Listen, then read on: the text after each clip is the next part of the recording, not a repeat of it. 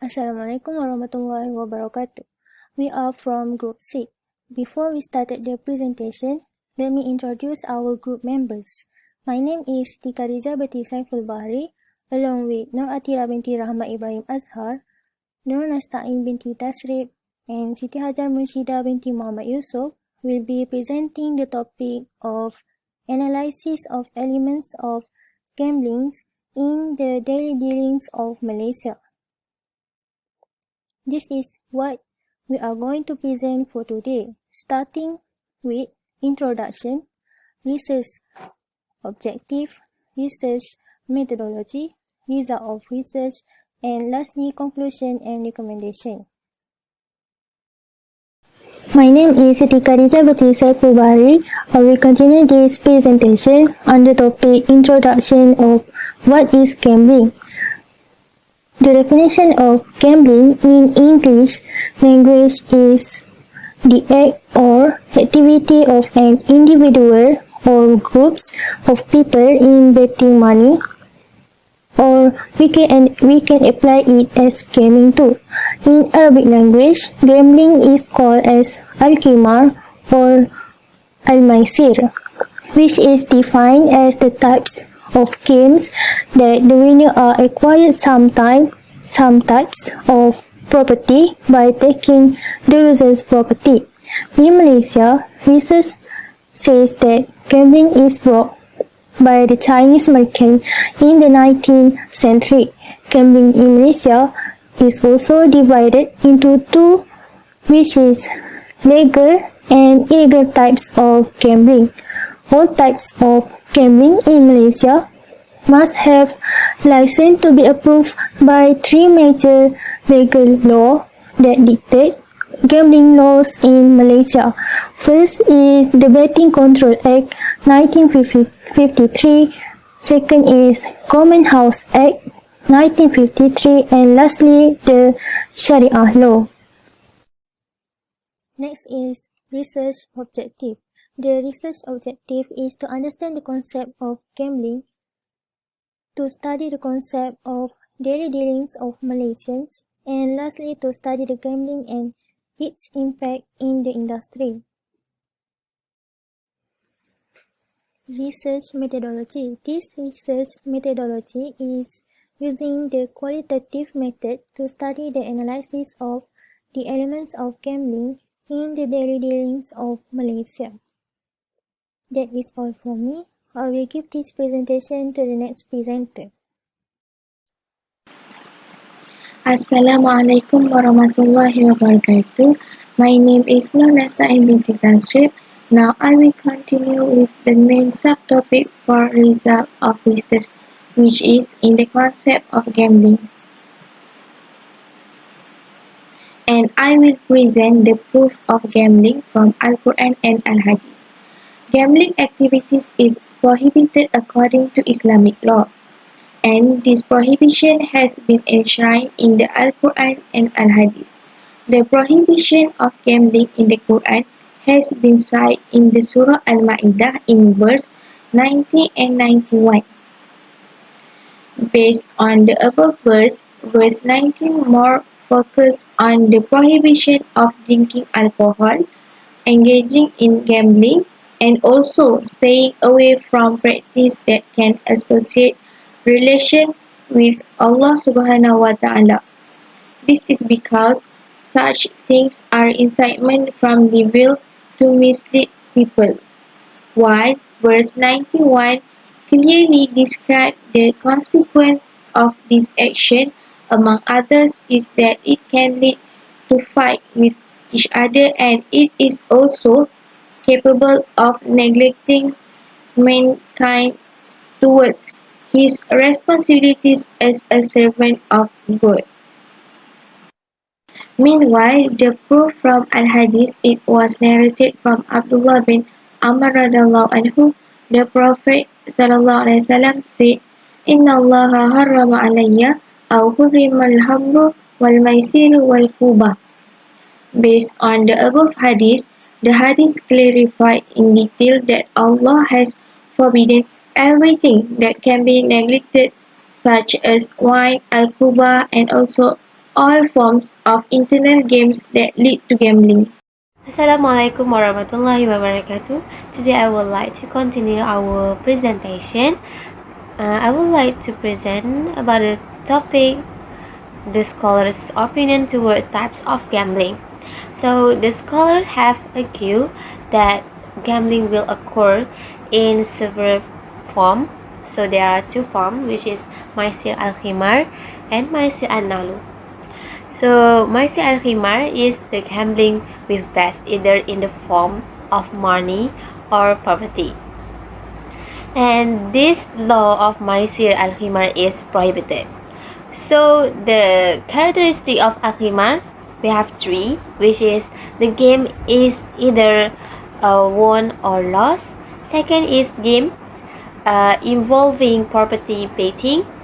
Third is transfer of property through betting. Next, we go to the Maisir al-Nahlu. For the agree on Japan, this gambling is not a bet in the form of property. And this law is prohibited because there is a clear Sunnah proposition regarding its prohibition, which is involved betting on the property or not, such as Nar, Tawila, and Ta. And for the disagree on the ban, Hanafi say it is prohibited except for the three types, which is horse race, camel race, and games between husband and wife. For Maliki, just same like Hanafi, but Imam Malik hate the game of chess and forbade it. For the Hanbali, he said it is permissible as long as that all games do not involve betting on the property and do not lead to harm and neglect of obligatory methods. And the last one, Shafi'i, say that all games that rely on the calculation, thinking, and strategic planning are not prohibited, but it just macro as long they do not involve betting, bad speech, or doing things that are negligent from prayers. Next, I will present about the benefits of prohibiting gambling in daily dealings. The benefits are divided into three main categories, which is on individuals, families, and also society. The benefits of prohibiting gambling on individuals is it can forming the personality of the individual, which is have a personality that is not contaminated with criminal cases. Not only that, this prohibition also can protecting individuals from staying the path of real life. For example, this prohibition make the individual focus on their responsibilities as human beings and servants of Allah Subhanahu wa Taala. And last, it also can train the individuals to struggle in everything, which is work on their own to get what they want and not put any hope in things that are not pleasing. Furthermore, the benefits on family is to be able to form a peaceful and harmonious family institution, which is always together helping each other when they have any problem. In addition, it can also make the welfare of the family secure, which is the leader of family decide to save the money and don't waste on things that should not be. So, economic level of that family will be stable. And last, it can also help to avoid the occurrence of family breakdown. This is because normally among the causes of family breakdown, like divorce, is due to involvement with gambling. And last, the benefit on society. The benefit is it can develop a harmonious environment in society, which is if no one in the community involved in gambling, then it will not create any commotion in the society. In addition, it is also capable of creating a good socially intertwined. For example, do any activity together in a good environment of society. Not only that, it can form a society with integrity and morality, which is the formation of a generation of people who have a good behavior. That's all from me. Thank you. I will continue this presentation by presenting types of daily dealings of Malaysians in terms of gambling. Types of daily dealings of Malaysians in terms of gambling is casino. Casino is defined as a building or room where people play games related to gambling such as baccarat and paiko, which also can be identified as poker. In Malaysia, the oldest legal casino is based at Genting. It is also had been set up during the 1970s by the team of the world well known with gambling games which the Las Vegas type. This casino also open for 24 hours a day, and Muslim is prohibited to enter the casino. The age requirement is must be above 21 years old, and under 21 years old, the same rule is applied to them with the Muslims. Next, the horse racing. The horse racing is one of the types of sport that had been used to gambling since old days. All gamblers will place their bets by choosing which horse they think will win in the first, second and third place. It has been introduced in Malaysia by the British during 1800 century. And apparently, the horse racing are privately owned and are regulated by the Racing Act 1961. Horse racing betting also available online. Next is lucky draw. Traditionally, is defined as a situation where a prize is the bet and the people who participate in the lucky draw games place their name there to be put in a container or a box or anything related. After that, the person in charge will randomly choose a name in the container or a box as the winner. However, with the improvement in technology, there is no need to do that way. They can easily use a lucky draw generator online and many more. Examples of lucky draws are raffle tickets and lottery. Next, online gambling. Online gambling consists of games where including a wagering method or an act of betting on money to win. There are also some type of online gaming related with gambling, and the other half are not. Sports betting and online casino also available in Malaysia.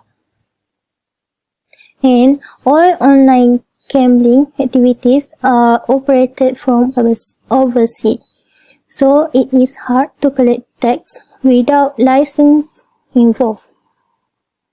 However, in Malaysia, sports betting and online gambling is illegal and does not meet the laws that detecting the gambling games in Malaysia. Next, gambling machine or slot machine are gambling devices that offer the person involved with variety of games. It is inexpensive, also possible for casino to offer low stakes betting to a large number of customers, and the outcome of this type of gambling has the most profitable form of gambling.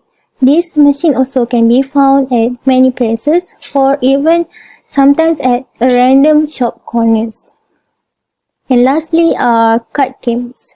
Card games usually consist of 2 or 4 players to play. Card game has been used as a form of gambling since the earlier of time. Later then, there is a law that prohibiting playing cards games for gambling. And even if prohibiting laws exist, it does not stopping people from playing card game as one of the gambling methods. However, not all card games are involved in gambling games. There are also types of card game which is used only to play during our free times, or card game, which in kids category games. That is all from me. I will give this presentation to the next presenter. Thank you. Next, I would like to continue our presentation about the daily dealings that approved in Islam. So there are various of games, competition, and contests that human creates in achieving various of goals and objectives. So the scholar had discussed some games that allowed by Sharia. So the first is games of chess. Based on the opinion of Imam Ash-Shafi'i, chess is not prohibited, which is macro, as long as the game does not cause negligence, such as delaying the time of prayer, not betting money, and not saying the bad things. Second is extreme sport. These dangerous sport competitions are permissible based on the certain condition. First is player must be people who are expert or skilled in a sport. Second, player will be highly to be safe or injured or dead. And the last one is the game does not involve any betting of money or property. And if the game will bring danger and harm to the player, then it is prohibited in all circumstances, whether there is betting or not. Third is ordinary sport games. These games are permissible if they are doing without involving any money, which is betting money, and it brings many benefits such as keeping the body healthy, train patience and endurance in terms of physical and mental. Four is horse race. The polo games and equestrian is one of the permissible in Islam. The horse riding race is also a law which is permissible if the winner in the competition will receive a prize from a third party, not from the bet of rider. The last one is lucky draw. Lucky draws through votes that have benefits and do not have any damage at all, such as draws for prize quiz and trade promotion are permissible. Based on the hadith that narrated by Al-Bukhari and Muslim state that when the Prophet ﷺ wanted to travel, he would vote for his wife to determine who would follow him. So in conclusion, Islam allows the entertainments and various of games. According to the Islamic principle, any entertainment and games are allowed unless there is a proposition that forbids it. Islam forbids gambling because it wants to protect human property from being destroyed and taken wrongfully. That's all from me. Thank you. Bismillahirrahmanirrahim. Assalamualaikum warahmatullahi wabarakatuh. My name is Siti Hajar Mushida binti Muhammad Yusof and my matric number is 2021 1063 and 51. Now I will continue the presentation with this subtopic, which is the current issues of gambling in Malaysia's big industry. First of all, Carlsberg Brewery Berhad Casino. This industry is at Genting Highland, provide more online gambling to the tourists and the regular gamblers. Second, PUBG and MLBB.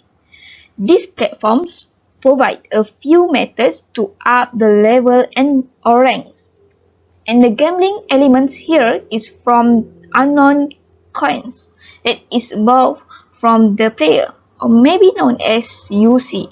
The players will step the item with this UC and waiting for the good faith.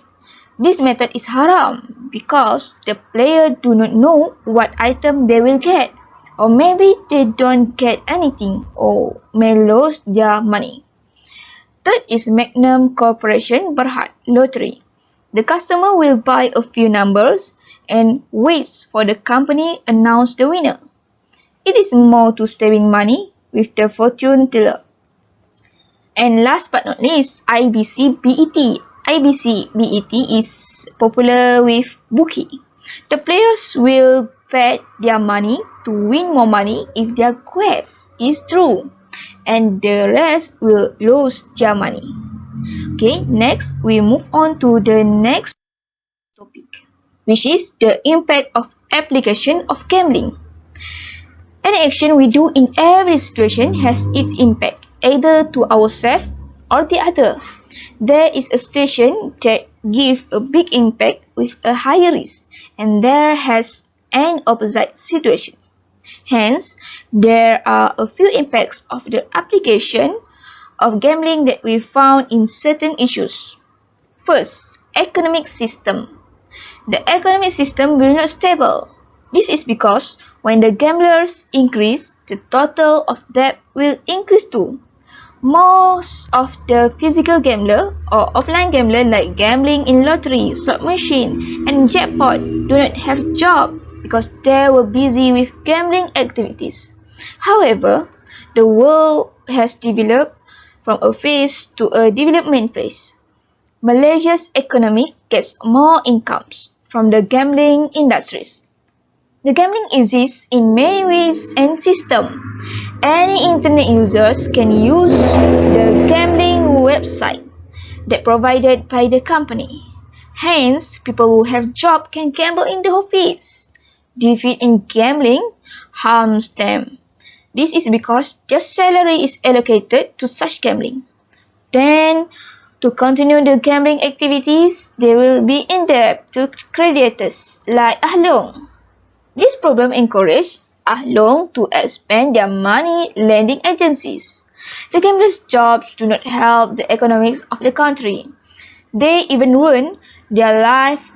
Even they win today, the money from gambling is still illegal. Next, impact to human integrity. Malaysia is full of corruption. Engaging in gambling activities is an offence under Malaysia law, regardless of race or religion.